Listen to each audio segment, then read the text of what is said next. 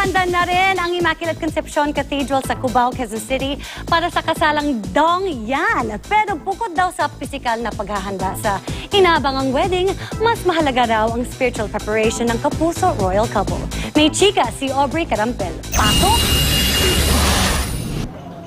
Sa labas ng Immaculate Conception Cathedral sa Cubao, marami na ang ginagawang preparasyon para sa kasal ng tinaguriang royal couple na sina Ding Dong Dantes at Marian Rivera bukas. Isinara na ang mga kalye na malapit sa simbahan at nagkaroon na rin ng rerouting ang mga pampublikong sasakyan. Nagpakalat na rin ng dagdag na personnel at security ang barangay na nakakasakop sa simbahan.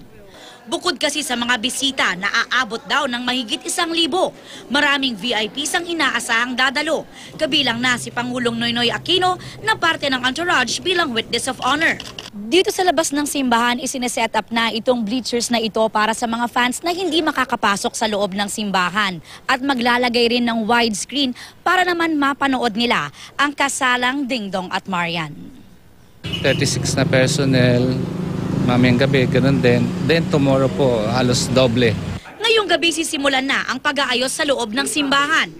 Pero bukod daw sa pisikal na paghahanda, mas mahalaga raw ang spiritual preparation. Ayon kay Bishop Honesto Ongchoco ng Diocese of Cubao, ang magkakasal kina Ding Dong at Marian.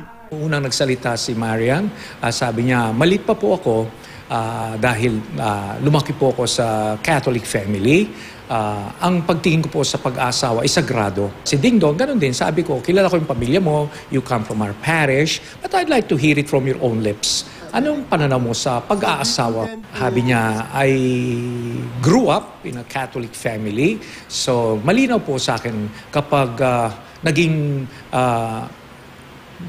sure na ang aking yung mapapangasawa, gusto ko, magpapakasal kami sa simbahan. Aubrey Carampel, updated sa Showbiz Happenings.